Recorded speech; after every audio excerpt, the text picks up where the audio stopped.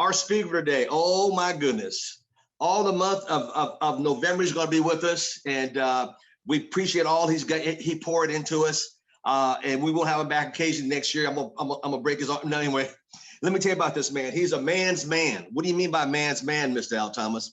Well, very few people, when I say a man's man, that's somebody that I have total respect for. It's a word you don't hear every day, a man's man. See, when a man talk about another man and say he's a man's man, that's a high compliment. That means I have total respect for him. He's got character. He's got integrity. He loves and take care of his, he's the kind of guy you can put your wife and kids in the car and go across country and not even worry about them. Does that make sense? So what am I saying? He's a family man. He loves God. His favorite book is the Bible. Bible stands for basic instructions before leaving earth. Oh my goodness. And what that's all add up to? A man that you could trust.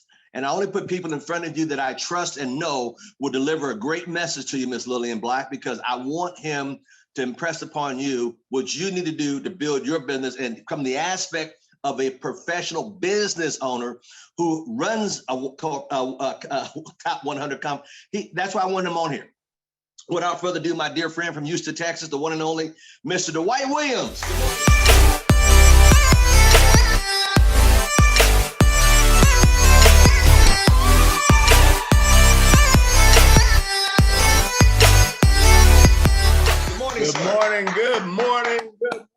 Good morning, Mr. Thomas. How you doing this morning? Man, great. I'm sorry I was out of the country last week, but I knew the message would go forward and I did watch it. So thank you so much for always being who you are and a person we can always count on. And like I say, a real man's man. God bless you, my brother. Thank you so much. And I appreciate you so much, period. I appreciate you as well, Mr. Thomas. I thank you for, once again, I will always get on this call and say this. I thank you for the privilege of just choosing to speak to your leaders. And I really, because it is an honor and it is a privilege to do that, because you didn't have to. You're a leader within yourself, man, a great leader. One that I have relied on in my career many, many times. So I really want to just say thank you and for just considering me. And so you talked about my favorite book today. And so that's the book I'm going to be talking about today is my favorite book. I'm going to be coming out I won't be preaching. It's not religious. I promise you that. Because I am not a preacher. I am not. Like books, we pick books that we love. Well, I have an affinity for this is my favorite book, the Bible. And I love it, but I love it because it applies to everything in life. And I've learned to see how it applies. And so today I'm going to talk about, again, what we do in our business. And the thing I'm going to talk about is recruiting. And the person I'm going to talk about is the person I believe is the greatest of all times, the GOAT, as we say. Well, really, it's two people, but it is the greatest of all times is the person. I'm going to start off talking about the system, though. We hear this word and it seems like an esoteric thing when we say the system, only certain people is hidden from the masses and only certain people, but it's not true. The reason the system seems, and you're talking from a person that when ACN is the first and only business, relationship marketing or network marketing business that I'd ever been in. So when I was introduced to ACN, I was a baby. I didn't know anything about this business, this industry, or any of this stuff. And so, but I was a business owner, and I was a type A personality. And so I jumped in feet first, and I'm gonna do this, and I'm gonna do that, and I'm gonna get this done, and oblivious to the system. But I hear the words from my upline, my team leaders, all the time: follow the system, follow the system. And I got frustrated trying to figure out what is the system? What is this thing, this esoteric thing called the system? And but it is not. It is not an esoteric thing once you take the time to understand it, and it actually does work once you understand it and take. And they say all the things that are right. The reason the system seems so esoteric to the masses is we haven't been conditioned or trained to think the way a system works.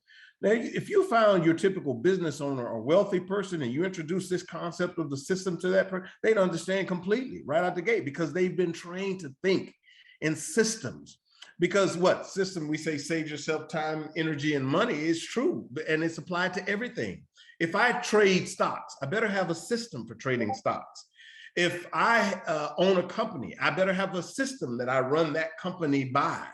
In everything, even in my family, if I want to have a successful family unit that I build, I better have a really strong system. System being everybody needs to know what role they play, what their functions are, how one thing relates to another. And these things are always, they are important. And so in this industry, one I love, by the way, and admire after working in all the other ones,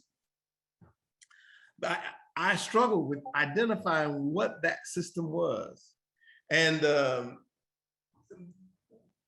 I realized, it took me a while to realize, but I realized that that system was not hidden from me. I just didn't understand it because I wasn't familiar with this industry. And that I had to take time to master the craft of network marketing. And I dug in and I began to dig into the industry. And so today I've kind of taken the pieces and I'm going to parallel them to various characters in my favorite book. And the first character I'm going to start off with is Abraham. It's the first thing that we begin in this industry, the system, is we cast vision. When we meet people and we find prospects and candidates, the vision that we cast is, so I tell these stories. You take this guy Abraham, and he's what they call an idol worshiper, nomad. He's and he meets God, and God says, "Hey, here's what I want you to do. I want you to go off into a place that you've never been, and I want you to leave everything you know to go to a place that you don't know." And so Abraham packs up everything. Now, who believes it? He says, "Oh, but by the way, I'm going to make you the father of many nations. All nations will descend from you." He cast that vision so well that this guy packed up and left everything that he had. And we're gonna. And so when I began my career, young guy, many years ago when I started leading, one of the first things I struggled with was pushing people beyond their comfort zones. Employees and partners and people that I work with and people who ask me to help them. And what I do is I mentor them right up to the point where I would push them. But here's the truth. The truth be told, if we don't push people out of their comfort zones, then we're not leading them. Because one aspect of me mentoring or leading somebody is I'm in a zone where I'm at comfort-wise because of all of the things that I know right now. And I don't know what I don't know. And so what I know is what's produced where I'm at right now.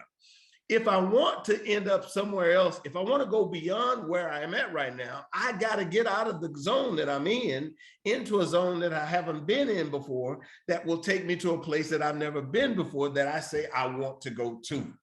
And so if that is the case, then a mentor accelerates that pace by doing what?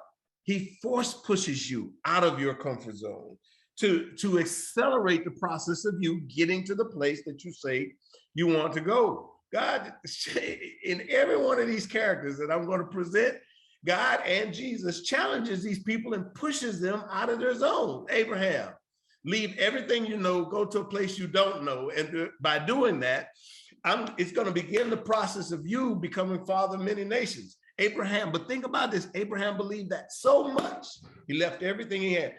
And if you study the Bible, 49 years went by from that point where he left to the next point that and the Bible only accounts that God talked to Abraham 7 times. That's once every 7 years in a 49-year time. Now that's discomfort. That's creating discomfort. But we have to do that for creating leaders. He also challenged him again. Say, hey, oh, by the way, the thing you love the most, and we don't like to do this. Hey, I got a good job. Hey, I'm making good money. I'm in a pretty stable environment. And we don't challenge people and push them out. He said, Abraham, take the thing you love the most, which is what? My son that I waited 100 years for. Hey, I want you to kill that thing for me. Oh, no, I'm not willing to do that. I'm not.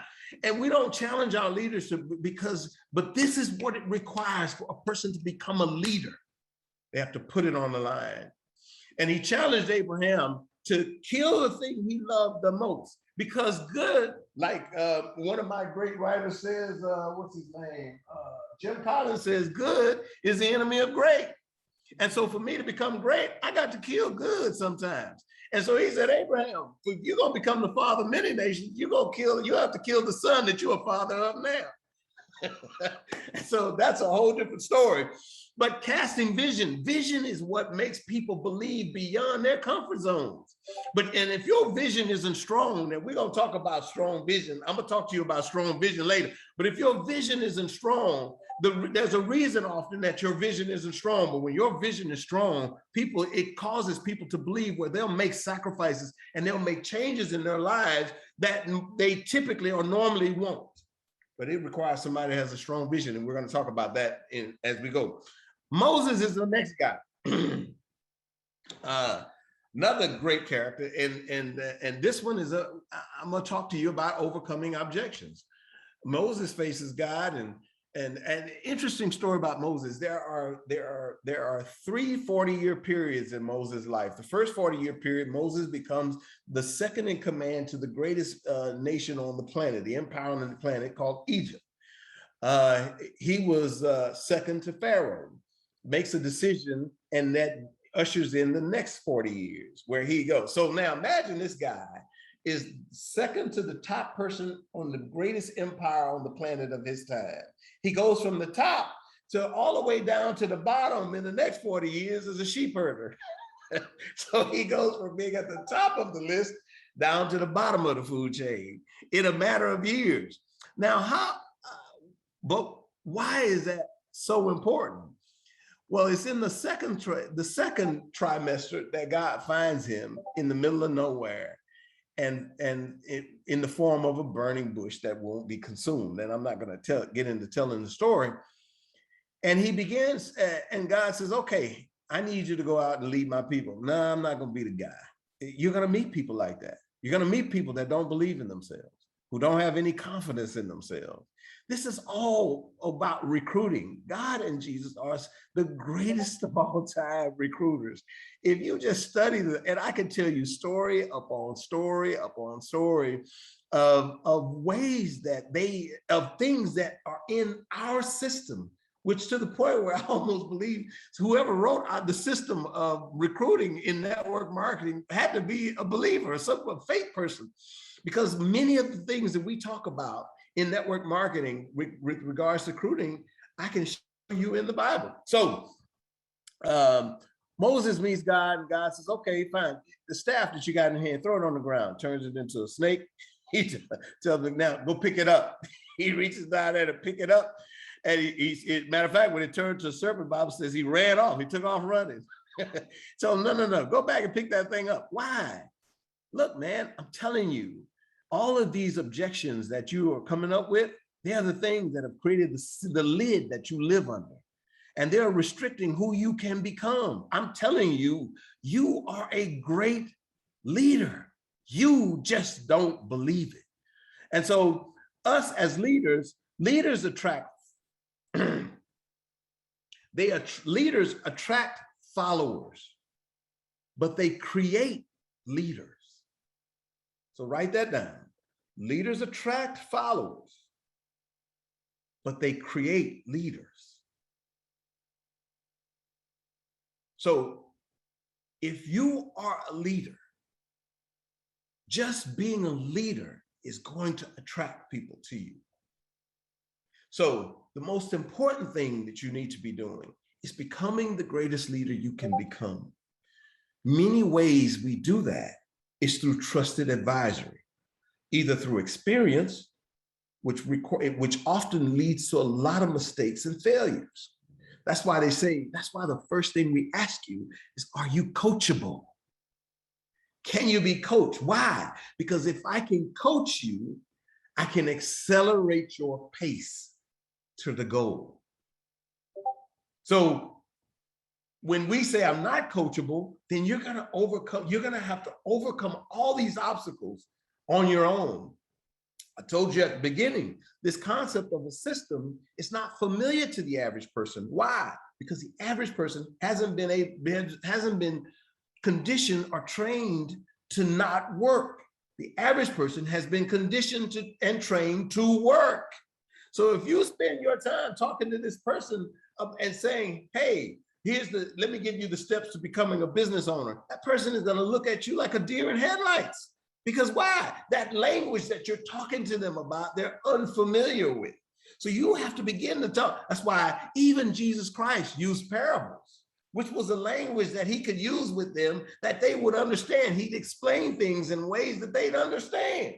That's why it's important that we be now, which is going to lead me to my next character.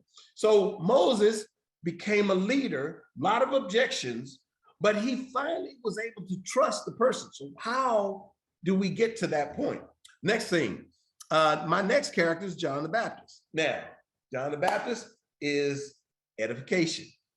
The Bible even calls John the Baptist, he's the forerunner to Jesus Christ. And John's whole message was, there is one coming after me whose shoes I can't even tie. He is so much greater than I am. I can't even tie his shoes. So what is edification? Edification is simply the ability to raise the influence of another person in the eyes of another. That's all you're doing. That's all he did. So John was able to prepare, and he says, I'm going to prepare the way. So when Jesus showed up on the scene, why you think all those people were following Jesus? Because this guy had come before him, had purpose. Like he said, my job is to prepare the way. And he prepared the way. And those people, when they showed up, Jesus showed up, it had already been set up. That is what we are to do as leaders. Don't make it about us. One of the things I learned, I didn't always know, but one of the things I learned, and it took me time, as I said earlier, a few weeks ago about my story evolved over time. It moved away from telling a story about me to telling a story about the person that I'm talking to, making that person believe in reviving the dream that person once has and helping open their eyes so they gain vision for the dream. So that's all John the Baptist's role was. I prepared the way for Jesus. Here's another one. How about his apostles? Jesus recruited these apostles. Take, for example, Peter, James, and John. I love them. These are fishermen. Imagine this. You got a bunch of fishermen and they're out on a boat. Jesus jumps on the boat with them, say, hey, take me out into the deep. And it says, oh, okay, we're going, hey, but we haven't been catching no fish. I'm just going to let you know, the fishing thing is just not working. One of the things in this industry, we're not fishing. And because we're not fishing, and it was easy for Jesus to do that. Once some fish hit the net and broke the net, and the guys had already told him, hey, we ain't catching no fish. Now all of a sudden they catch more fish than they ever had before. His credibility went out the roof. How do we establish credibility though in this industry? It's consistency. People are always watching us. And the way you establish credibility is to be consistent. What does that mean? It's to be there a year later when everybody else has left, and they say, hey, you still in that bit? Yeah, I'm still in it. It's to be there 5 years later when they believe there ain't nobody left. And they call, and they talk to you again, and you still there. And to be there 10 years later when they done left everything else they done done. For you to still be there. Why? Because you know where trust comes from? Trust comes when a person is credible. When you are credible to a person, they develop trust and belief in you. And when they develop, and you'll say, but that could take time. Yeah, we're in the business of, I love it when people tell me, but that could take years. Yeah, retirement can take 30 to 40 years. And still, most people haven't created the life they dreamed of even after that 30, 40 year investment. So what happens is you have to be consistent and do the thing you say you're gonna do consistently. People will develop trust. And once a person has trust in you, trust speeds everything up. I have a safe statement that I say, if I don't trust you, I have to check everything you do. But when I trust you, I don't check anything you do. Why? Because you have developed credibility with me. to a point where I now believe you, to where I believe the things you say and I just do them without question. So you can believe, once he had caught this fish and Jesus had created credibility with Peter, James, and John, you know what they did? When he got out the water, said, hey, we done fishing. We not fishing no more. Whatever you doing is what we gonna be doing. I'm just letting you know. And this is how it's done. These examples that I'm giving you are our system. I've gone to any number of internationals, and in all those internationals, matter of fact, I've even seen events from other companies, and the same types of messages like this is what we talk about: edification, casting vision. We talk about trust. We talk about promoting events. We talk about overcoming objections. We talk about we talk about, are you coachable? We talk about these messages in all of these, in any number of internationals that I've been through. We are constantly teaching these things. Why do we have to? Because repetition is the mother of learning. We have learned what we've learned so far because we have been taught this repetitively for 12 years. So now, for us to undo much of this conditioning and this training, it's going to take time. It's not going to happen in 12 minutes when this whole process is happening over several years. So people follow, and so we say that when Peter, James, and John bought into Jesus, it becomes clear why we say people follow people, not companies, products, or services. They follow people. So when you're inviting people to your business, don't talk to them about companies, products, and services. You talk to them about people. You talk to them about Mr. Thomas. You talk to them about the young man that you saw that was on the stage and never had a chance, and he talked about all of a sudden he had an opportunity, grew up in a world where all of his forefathers had not succeeded, and he had been given an opportunity, and he changed his life, and he changed his mom's life, and he bought this one, this, and he did this for this one. It's these stories that we tell people that help them. What do we say? We broke our hope. We broker hope to these individuals to make, why? Because we want to revive their dream and turn it into a vision. All right. Here's another one. This one I like. This one goes back to my comfort zone conversation. Not wanting. I remember being told, "Hey, make that person pay the buy the year long ID seal. Make them get a room for their team." I remember we would say, "Hey, should we get this person to go on the international?" Don't just tell them to go on the international. Tell them to get a room, get transportation, and bring a team with them. Whoa. He just got in the business. Absolutely. Push him. Now you say that raise the bar. You say that's a little bit too much.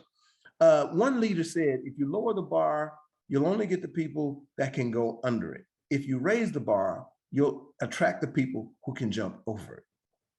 Now, watch this. In the Bible, there was a rich young ruler, got excited, saw the crowd following Jesus. Jesus was popular. Homeboy said, whoa, I want in on this action. I want to get in on this action. He said, "Hey, Jesus, how can I become a disciple and a follower of you too? Because I want in." Jesus looked at him and said, "You want in?" "Yeah, I want in." "Okay, good. Go sell everything you got, give it to the poor, and come follow me." I've seen that movie several times. Clearly, it was a boom camera on a boom, and you see the crowd, and the camera's zooming down on the crowd. The camera zooms out, and the crowd keeps moving. The rich young ruler stands still. The crowd leaves. Almost like, nah, I'm not willing to do that. But how do you find the people? Remember, it's an obstacle. Life is an obstacle course. If we don't do it to them, life will do it to them.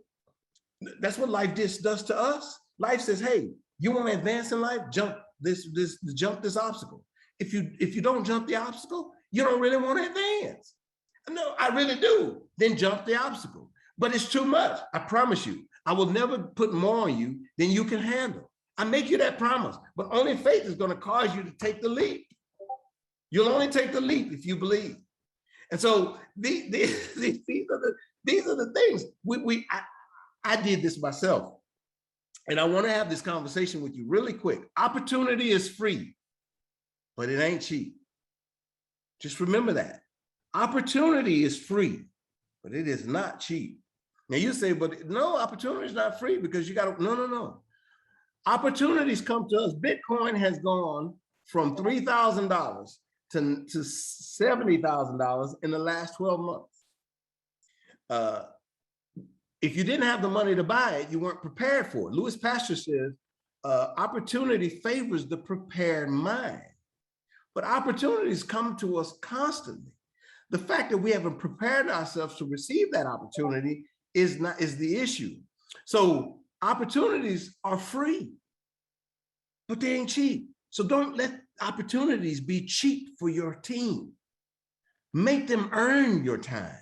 Make them value this opportunity. Jesus says, oh, you want to be in on this game? Then give up the game you already got and come join this game. Because you can't have both of those games. You can't be in there and in over here. Because he says, the way of it, he says, if you both hot and cold, I can't stomach you. You got to decide either to be cold or hot. But if you lukewarm, you ain't gonna work for me. You can't be on both sides of the fence at the same time. You got to pick a side, buddy. And this is how we challenge people.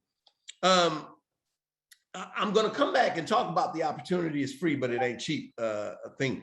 Recruit everybody, and of course, edification promoted. Recruit everybody. Here's a story of a woman at a well. Anybody heard this? A Samaritan woman. Now, this is an interesting story because it's based on. It has some cultural undertones. See, consequently, Jesus was a Jew. This woman was a Samaritan, and to Jews, Samaritans were dogs. He wasn't even supposed to speak to this woman, and she knew that. And so she was like, "Are you speaking to me? you talking to me?" And so he was talking to her, and it shocked her. But then he began to talk to her about things that she had never considered. He first helped deal with where she was. He says, "Hey, this is who you are. And even where you are right now, you don't want nobody to know." And so he said, "But what if I could introduce you to a way of life?" He began to give her vision. What if I could tell you about water that you'd never grow thirsty again? This is what we do for people. Hey, man, I'm in a bad place. I'm in a place. You do understand you're not going to fulfill your dream doing what you're doing. Most people haven't connected what they do to where they want to go. Our job is to help them see, is to give them vision. Say, hey, you do know that what you're doing right now is not going to get you where you want to go. What if I could give you a different vehicle? You can't get to Paris in a car, man. You need an airplane or a boat. But I have access to I have access to airplanes and boats. I can get you to Paris if you actually really want to go. I want to go. Okay, now you're gonna have to rent the airplane. You have to pay for some fuel to get there, or put some stuff in that boat to get that boat there. But I promise you, if you do what I'm telling you to do, you'll get to Paris. And so this is what. And so Jesus talked to this woman about water. And he says, what if I could introduce you to some water that would be so good you never thirst again? He changed the way she thought in a conversation. He took her, he didn't sit there and condemn her and say, you know what, that job that you work at ain't no good for you. And that person that you with ain't no good. He didn't do that. He said, no, forget all of that. That's where you're at. Let me tell you about a place that you may not know about. Let me tell you about a way of living that you think about. I told you I'd listened to podcasts of people that had never sat down on a work day during work hours and read a book and drunk a cup of tea or a cup of coffee. And once they had experienced that, they were like, I never want to go back to doing that ever again. Well, think about this. How many people we connect with or come in contact with have never lived the life that you're living? That if you just simply help them to see that there's a different life than the one that they're doing. But when I'm buried in this life, and this is all I know, somebody's going to have to help come dig me out. That's what we do. Well, this woman, once he helped her to see, she became one of the greatest evangelists he had. She ran out to the entire town and began to recruit for him, telling him, hey, let me introduce you to a man. She started edifying him. Let me introduce you to a man who showed me everything about me, who told me everything about me. This is what people do when you help change their lives. We get so busy with pen levels and I got to reach my number and I got to get this much money this week and I got to make this much this month. It becomes about us and not about them. And when it's not about them, they don't care. What do they say? People, how does that saying go? People care when you care about, I forget how that statement goes, but you guys know, when they know you care. People care when they know you care, something like that. But I can't remember it right now. But that's the point. When they know you care about them, then they care what you're talking about. But when they know that you don't care, when it's all about you, why do they care? What's in it for them? It's when you care about them is when it matters to them. Now, the last person I'm going to talk about is the killer. It's the Apostle Paul. This is my favorite guy to talk about recruiting. Now, this is the guy, and let me tell you why we're going to talk about Paul. See, Paul is the kind of guy none of us would recruit. If we was God or Jesus, you would recruit Paul. Why? Paul killing he's taking your current IBOs. He's stealing your current leaders. He's working somewhere else, taking people from you. Now, you finna go and recruit this. See how cold God is? God recruits the guy taking his folk. He said, oh, that's the one I want right there. That this one right here is gonna be one. And this one, he's so cold, he becomes so good. He writes 2/3 of the letters in the New Testament. Now that's the craziest thing. But he recruited the goat's goat. This is the goat's goat. This is the goat under the goat. Paul, because why? Because now I'm going to have a hard conversation with you about this one right here, because like attracts like. You can only attract a Paul. See, often we don't attract the best because we are not attractive to the best. See, a scrub on the bench of a team can't attract LeBron James. If you're just a scrub and you ain't putting the numbers up, you're not going to attract a guy putting up all the numbers. But people who put up numbers want to be surrounded by people who put up numbers like them. So you have to be attractive to the best to attract the best. All right. So why am I? Because most people are going to say to me, well, hold on, Dwight. Slow down. You're moving way too fast right now, because we talking about God and Jesus. They the goats. And I agree with you. They up here and I'm over here. But it's not true. See, when you have a conversation, when people have when my leaders have a conversation with me like that, then they don't believe in themselves. They don't have faith. And when a person doesn't have faith, he doesn't believe in his own vision. See, when I'm convinced of what I see, I already saw it. Whether it exists yet doesn't matter. I've already seen it. And so it existing is immaterial. It's gonna exist. Why? Because I'm gonna demand that it comes into existence by what I do. See, faith is an expression of what we do. So if you can say all you want, what you believe, but if your belief don't take on action, see, I hear people quote the scripture, "All faith without works is dead." No, the truth is, faith that's not real produces dead works. So with faith that you ain't convinced of, that doesn't cause you to act. But real faith produces action. People who believe to the point of faith, they cannot not take action. So when a person doesn't take action, they have belief, but they don't have faith, because faith produces action.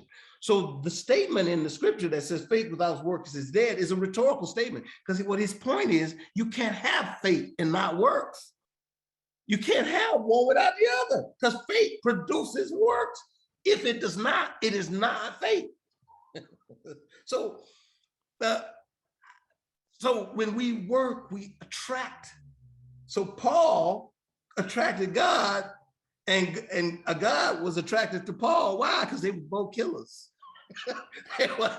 God was like, this is what I got. This one right here, I got to have this one. God, but he killing all folk. Yeah, but I understand. Think about this though. And so I'm going to make a point. You about to, this is going to be a killer point right here. Think about this. He recruited my leaders. That means my leaders weren't strong enough to recruit him. So who you think I want? If I have to pick between the two of them, I'm gonna pick Paul. My leader can stay where he at. But I'm gonna go with Paul. Why? Because clearly Paul's the stronger leader of the two. And so with that, I'm going to end. Turn it back over to you, Mr. Thomas.